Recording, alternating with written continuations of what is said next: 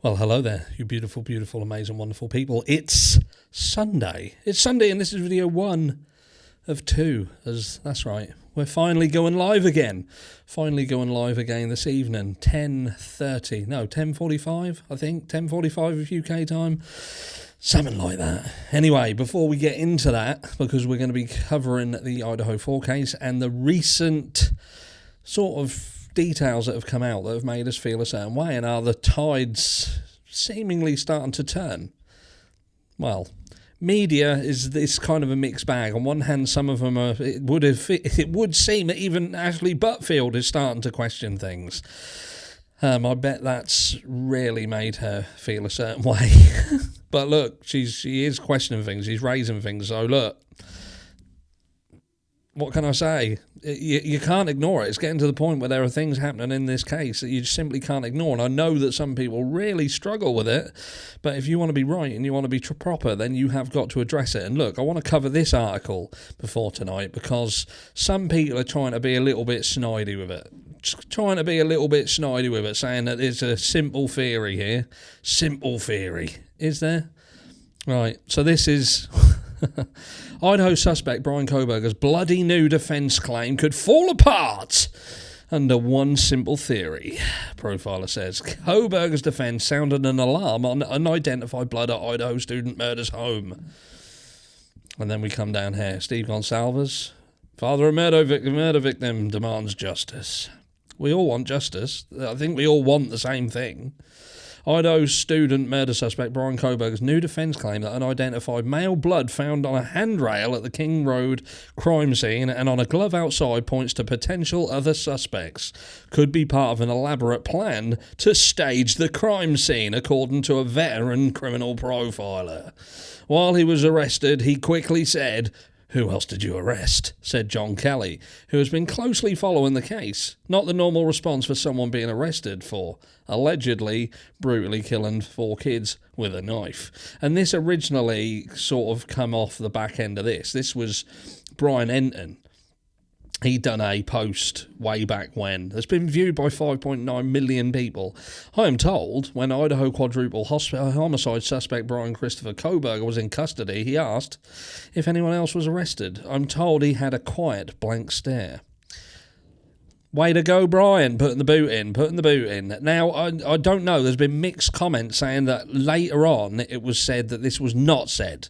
So if you can confirm or deny those claims, let me know down below. If you can add the link to where it is, because I've looked to see where, because again, I thought this had been debunked.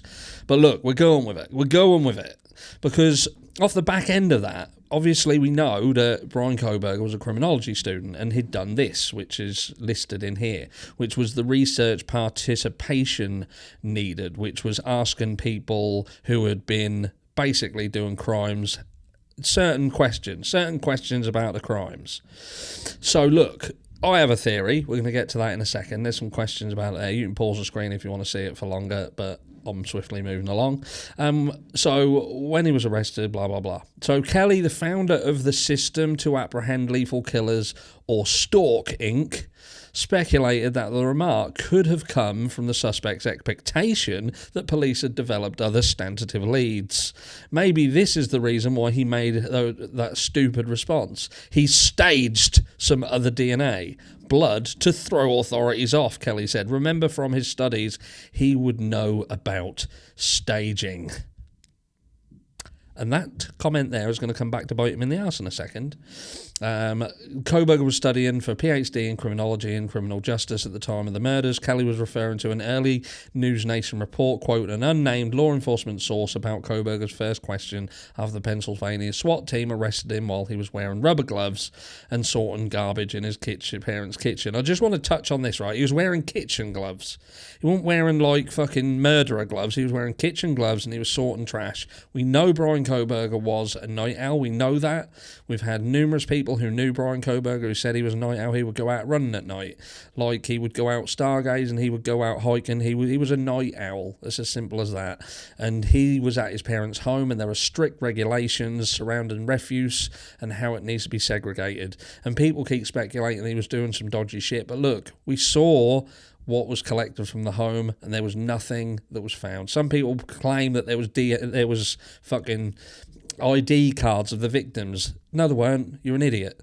So there was nothing found. We saw what was found there. There was nothing that connected Bryan Kohberger to this crime. There was nothing in his car, nothing in his apartment, nothing on his person, nothing on his parents' home. Okay, so swiftly moving along, because look, I want to just talk on this quickly. Because on one hand, people want you to believe Bryan Kohberger was a stupid idiot and he left a knife sheath at the property. That's what people want you to believe. They want you to believe he drove his own car, went into this house, left a knife sheath, left a witness and left. But then they want you to believe that he was so he was so clever, he was so smart, that he would cover everything, including leaving other DNA at the crime scene. So when did he factor all this in then? In the 8 minutes that this crime took place, go from when the car was seen and it was parking and it parked up, he goes from the car, gets into the house. I'm sure there would have been some degree of apprehension. There'd have been some trying to get into the property, getting into the property, locating the people in the house because it was dark, unless he'd been in the house previously, obviously. And then he does the crime. He gets it from the house back into the car. He must have got undressed or changed because there was nothing found in the car, nothing whatsoever, and then drives away. And that would have left approximately 8 minutes to do all this, as well as planting this blood as well. So at least they're acknowledging that there are blood at the crime scene. And what they're trying to do is they're trying to say that Bryan Kohberger put it there.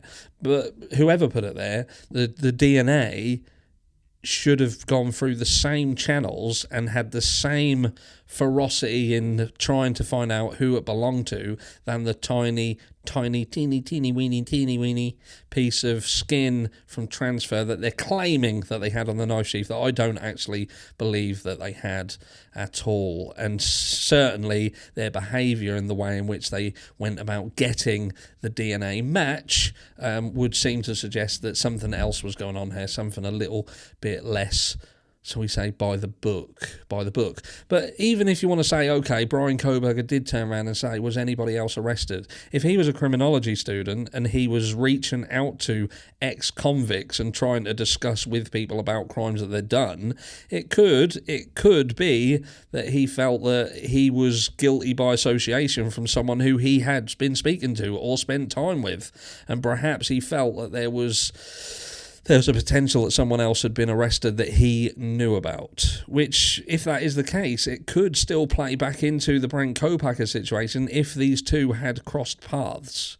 Because, again, I'm still sticking a pin in Bryan Kohberger because I do feel that the Bryan Kohberger situation was weird. And I know people want to turn around and say, well, there's no connection to Bryan Kohberger in this crime. But you could argue, well, there's no, apart from the knife sheath, that in my opinion is sketchy as fuck. There's no connection to Bryan Kohberger either. There's as much of a connection to Bryan Kohberger as there is Bryan Kohberger. In fact, you could argue with Bryan Kohberger even that he had seemingly, it was suggested that he had spoken about killing roommates. Well, his roommates were nowhere to be seen. They said that there was people at risk, but it's so much of a hidden situation around the Bryan Kohberger. Even the footage that was released, that looked like that had been doctored, which Truth and Transparency showed you. The body cam footage looked sketchy. The whole thing seemed sketchy. The whole lot seemed sketchy. And the difference when you kill an ex-military member who is potentially suffering from PTSD, the backlash of that could be massive.